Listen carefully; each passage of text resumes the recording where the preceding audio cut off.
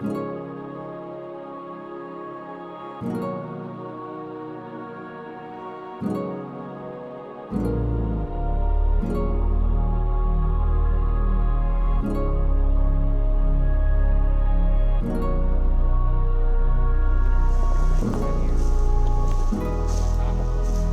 burial grounds at the former retreat plantation on St. Simon's Island, Georgia, tie the descendants of today and tomorrow to their enslaved ancestors. Rich in history, heritage, and culture, Retreat encompasses the story of plantation owners, including the Pages and the Kings, as well as stories of the enslaved, like Rhina, Peter, Hannah, March, Ruthie, Ishmael, Matilda, Charles Jr., Annie, Hercules, Jane, Tony, Suki, Kwamina, and Neptune Small. The lives of more than 100 enslaved women, men, and children at Retreat are the most difficult to know. Most of their stories have disappeared, but the land remains, as does the burial ground. Descendants of the enslaved at Retreat can still be buried among their family, but the private golf club's level of exclusivity makes access to family burying ground at times an unwanted ritual, a complicated dance of guard, explanation, and scrutiny. A portion of what was Retreat Plantation has long been a golf course and club designed around the ruins of the plantation house, slave hospital, and the slave cemetery. Often unknown, lost, or obscured, African American lineage is sometimes pieced together from a family photo, a word or two from elders, obituaries, tombstones, census records, marriage and death certificates. It is rare to find an African American that can tell you the name of a single ancestor who was once enslaved, let alone where they were enslaved or even buried. This burial site and the stories connected to those it contains are invaluable to us all, invaluable to their descendants, to the history of St. Simon's Island, invaluable to the state of Georgia, to the country, and our world. Lean in as we begin to tell some of this vital history in the digital stories that follow. King's Cemetery on St. Simon's, an old slave plantation. That was an old slave plantation. And this is the family of Neptune Smalls.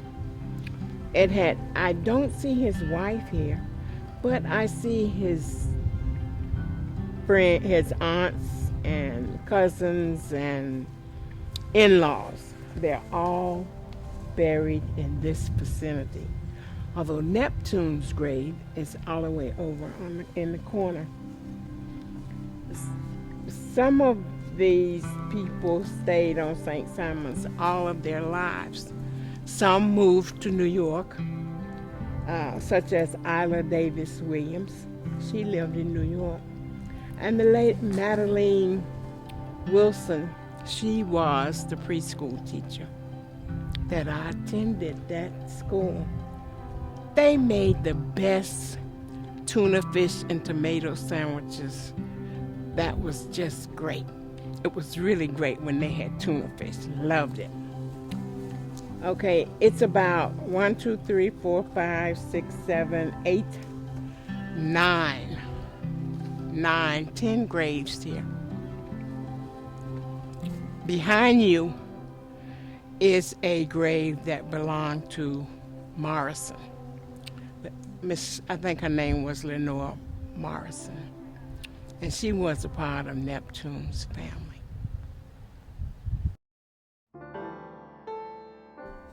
St. Simon's Island has always been a very beautiful place. A place Africans and their descendants have called home for generations. A community that has seen the best and the worst of humanity and has been sustained by the natural resources that surround them. It is fitting to say that the people and the natural world of St. Simon's have roots that are strong and run very deep. My descendants had actually been here in Harrington as far as I can dig back. 1849. Plantation. So that makes my grands the 6th generation. I'm right on the corner of Harrington Lane up there. This community, like I said, was the first African American community here on St. Simon. So Jewtown, South End, all came out of what we call Frederica here. First African Baptist Church established in 1859. It is sitting on a part of James Oglethorpe's plantation. It's the 5th oldest African American church in the United States. If you go into that first drive-in going into the church and look right across the street on your left-hand side, there's Oglethorpe's monument is sitting right across the street from it. My great-grandfather, Charlie Wing, was actually one of the pastors there at First African Baptist Church. My grandmother had a brother, but he was one of the sweetest things that you could ever want it to be. Just don't cross him and get him mad with you. Because right beside the house there was a fig tree, and they used to sell fig preserves. You could go to the pear tree, plum tree, grape arbor, wherever you wanted, just don't touch those figs. And his job, I always thought it was to stand there and guard that fig tree. Because if you reach towards it, he'd get that stick in here, yell out, "Gal, fig tree, fig tree." Oh yeah, he won't let you touch those figs on that tree. I had one brother and 2 sisters. And this is how close the community was, or my family was. That my mother's baby child, my mother was placed in the hospital and she had to stay in there for a while.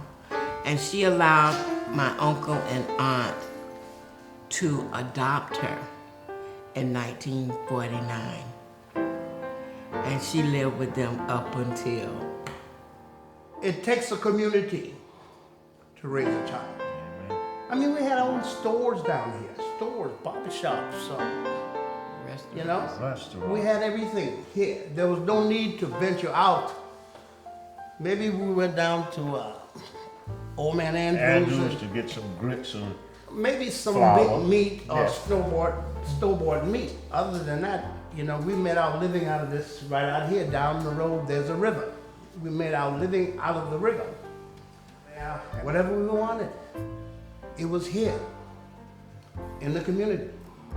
This place here on St. Simon's Island provided plants, herbs, teas for all types of nourishing and medicinal purposes. Well, all the herbs and things that was growing It's around gone. here, just growing, you can't find them.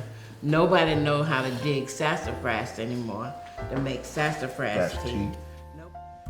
From the time Africans first touched land on St. Simon's Island, there's been a deep connection between the community and its natural resources. The people endured all types of circumstances, and development now threatens the green spaces. Just like the roots of a tree, this community and its natural resources have and continue to struggle to survive.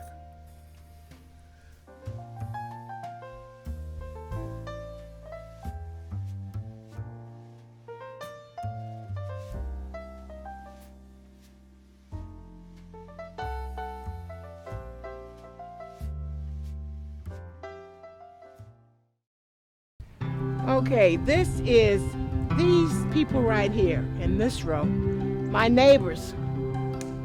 Been my neighbors all my life until they departed this life. Holland Shepherd was the mother.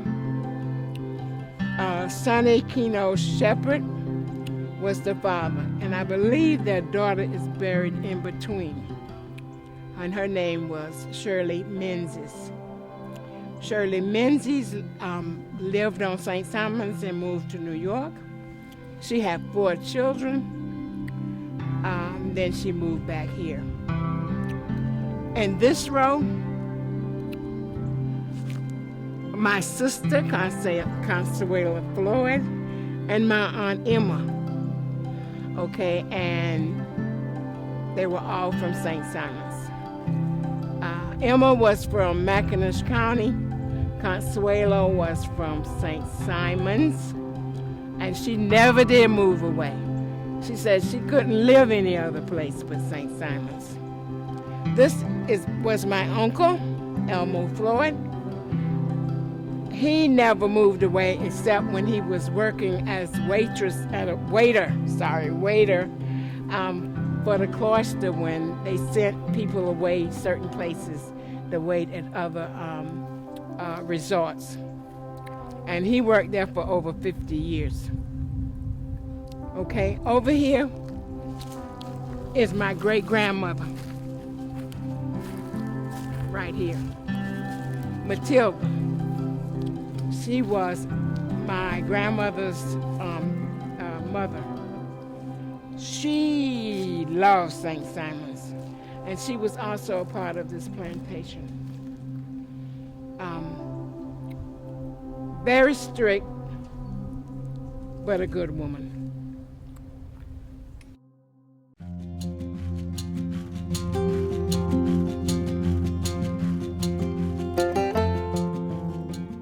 Making the most out of the little that you have must have been a life principle for an islander like Roosevelt Jackson. There were several ways one could travel throughout and around St. Simon's Island. Some would travel by car and others would traverse the sea by boat. Those who could not afford such things were left to travel by foot or by bicycle. The person of interest in this digital story utilized the latter, and that person was a man by the name of Roosevelt Jackson. There was a man that lived right down the street here, Mr. Roosevelt Jackson. I'm coming out of Jessup one night, and I saw this thing walking down 341 with the bicycle up on his shoulder.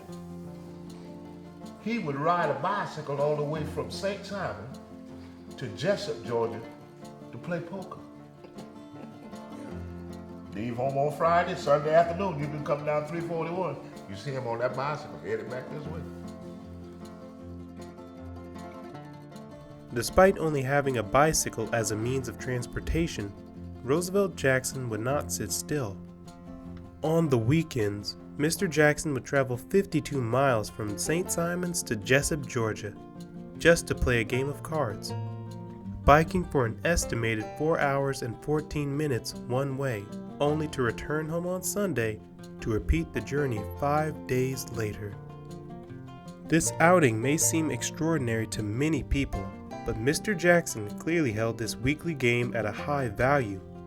However, he utilized his bicycle for more than just a game of poker. He also used it for family transportation. And he was a hard-working man. And he was a hard-working man, yes. He didn't have an automobile. When it came time to buy those kids clothes, shoes, he would put them in the basket of that bicycle one by one and ride them all the way to J.C. Penney's in Brunswick. Mr. Jackson was a truly devoted father, making individual trips to the J.C. Penney in Brunswick for each of his 9 children. A total of 18 round trips in all. It was a make do or do without world, and Roosevelt Jackson made sure that he provided for his family and also enjoyed the pleasure of a weekly card game. He was a hard-working man, a family man, a man who rode long distances for himself and his own, a man of St. Simon's Island and coastal Georgia.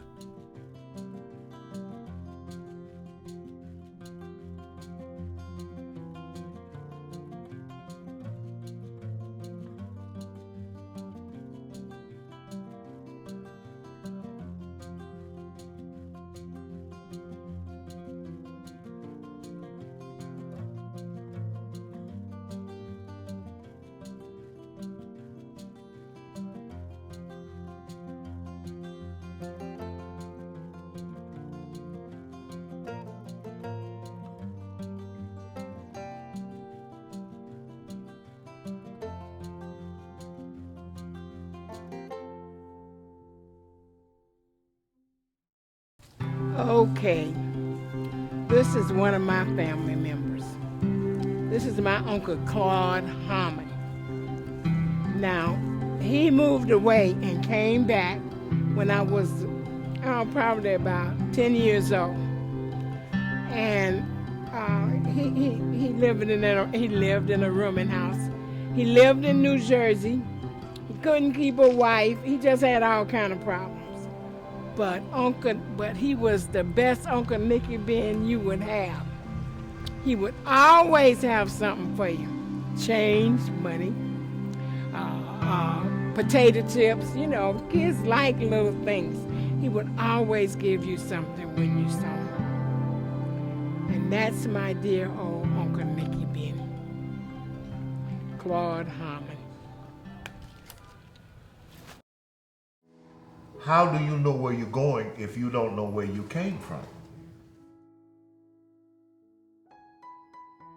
My name is Chip Wilson, native of right here in Harrington, your first African American community on St. Simon. Growing up down here, I think was one of the best experiences I had because I did learn a little bit about the river, learned how to fish, learned how to cast a cast net. I learned how to hunt all through these woods here.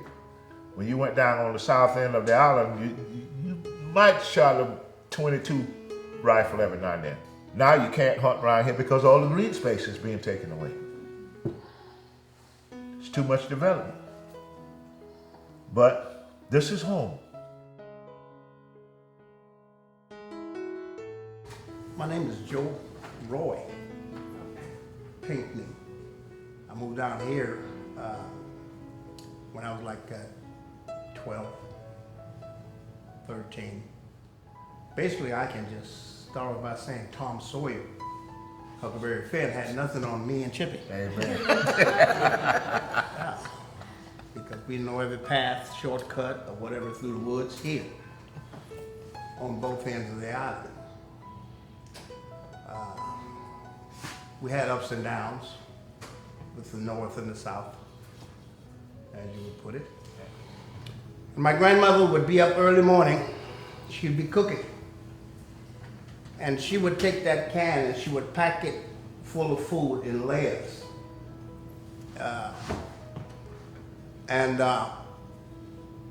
She would prepare us to go out in the woods. And we would be in those woods all day long. And I couldn't understand how can my grandmother say, okay, get off the truck. We're gonna put the food here. And she would cover it up with straw and moss. And we would pick the deer tongue until lunchtime. And we'd come back lunchtime to that same spot. And I would see her picking the dog tongue, and I always stuck close to Granny, my grandma, because she'd be picking. And then she'd pick up on a rattlesnake over here.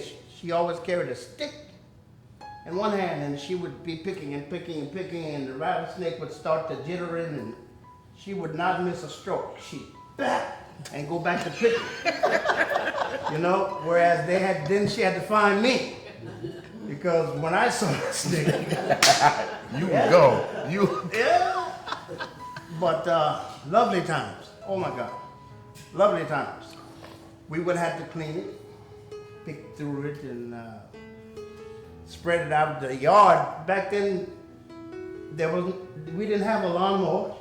Most of the blacks out there, we didn't have a lawnmower. We used to sweep the yard. The yard, a lot of brush.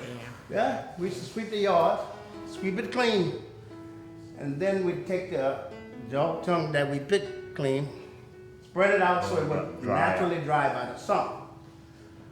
And I don't know, they said they used it, added to tobacco, snuff, some perfumes. Some perfume. Yeah.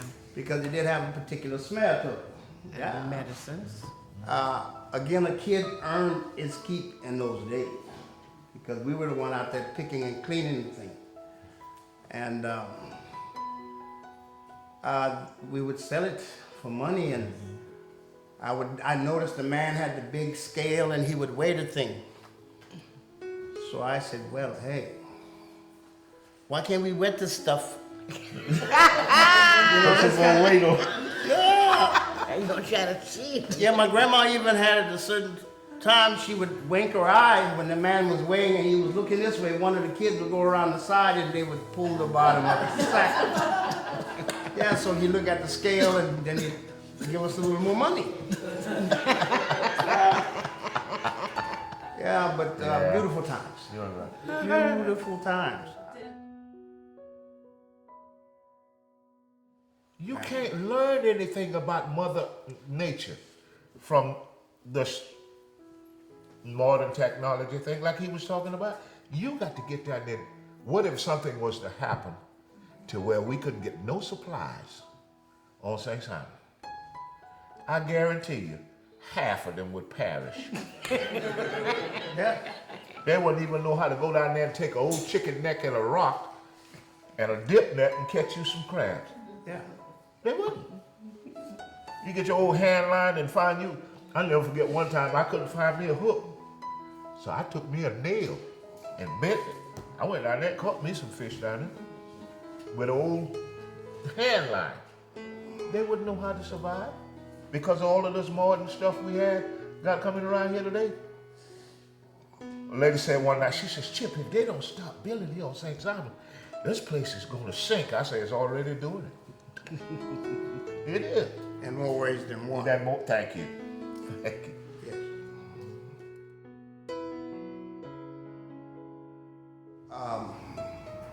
I'd sit down and I'd be talking to my grandkids. And they're looking at me like, G-Pa. What are you talking about? What? You know? They spend a lot of time, most kids now, spend a lot of time doing this and their iPads and, you know, yeah, I hear G-Pa. Well, one strict rule I have when they come to see me, put it down. We're gonna talk. I'm like Joe Pinkney. My granddaughters. Grandpa, I text you. You didn't get my text? You know what I tell them? Call me. No, I don't do Facebook. I don't do, what that thing is, Twitter? Twitter. Whatever that thing is. Instagram. No. Instagram, no. You call me. You want to talk to me? Come, I'm like Joe, come, let's sit down and talk.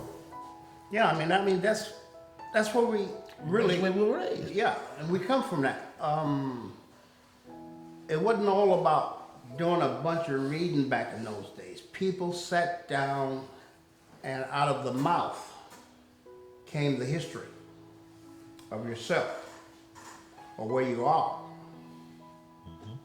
or even your future, where you want to go, you know? And if we don't try to instill it now into them, I feel sorry for them. It ain't I really do. I feel sorry for them. It ain't gonna work. It ain't gonna work.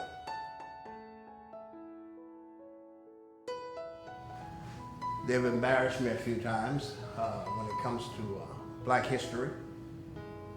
It seems like they've drifted away from that, not really knowing of their roots,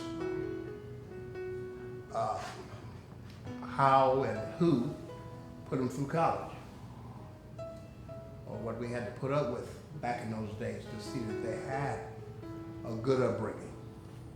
They're not really used to, and we need to try to get back to that basic around the dinner table Amen. discussions. We seem to drift away from that.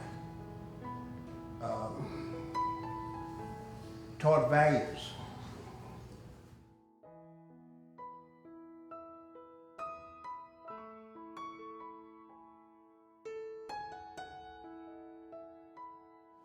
You know, our day was complete. We had nourishment there, whatever we wanted. It was here, in the community. I've seen some of the people now that I grew up under, many of them have passed on. Amen. But what they left is still here. And it gets hard sometimes to hang on with what you know, what they left me. But good God, I try to spread it as quick as I can and make sure that they got it in them. You can never have a future unless you've had a past. Amen.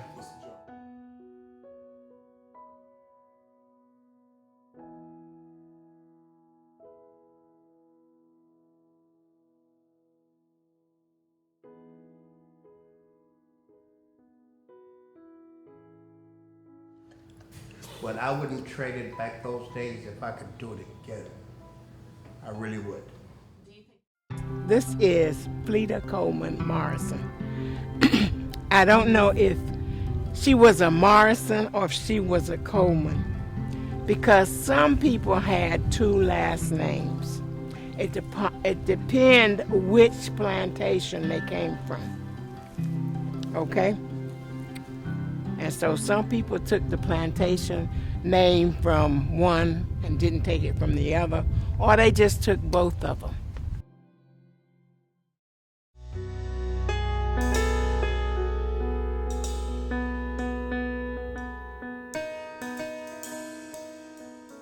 Retreat Cemetery is the second oldest African American cemetery on St. Simon's Island. It is surrounded by a private golf course and access is restricted. To visit a loved one, you must be questioned by a guard and then pass through a gate. The cemetery is next to the golf course under century-old live oaks. Descendants of those who were enslaved at Retreat Plantation can choose to be buried in the cemetery. Charlie King is among those who lay at rest in Retreat's burying ground. While interviewed, Joe Roy Pinckney provided some details about his great-grandfather-in-law, Charlie King, who was born in 1877 to Virginia King. Papa Charlie was married to Chloe Murphy, and they had one child named Virginia. Virginia had two children, and her daughter Eliza was Joe's mother-in-law. I remember Charlie King when I was a kid. I used to see him because he lived on the corner there. He would always yell, "Boy, get off my grass. Get off of this. Don't step in the yard." And he made nets. He used to And build boats. Build boats. Yeah, he made nets and stuff, and wasn't he free? Yeah, he was free. Born free, but he was acknowledged. That's the point. He was acknowledged as a king. Amy Roberts, a lifelong resident of St. Simon's Island, is a descendant of Chloe Murphy and was asked about her relatives buried at Retreat Cemetery. My mother, my father, my two uncles, my two aunts, my sister, and two sisters.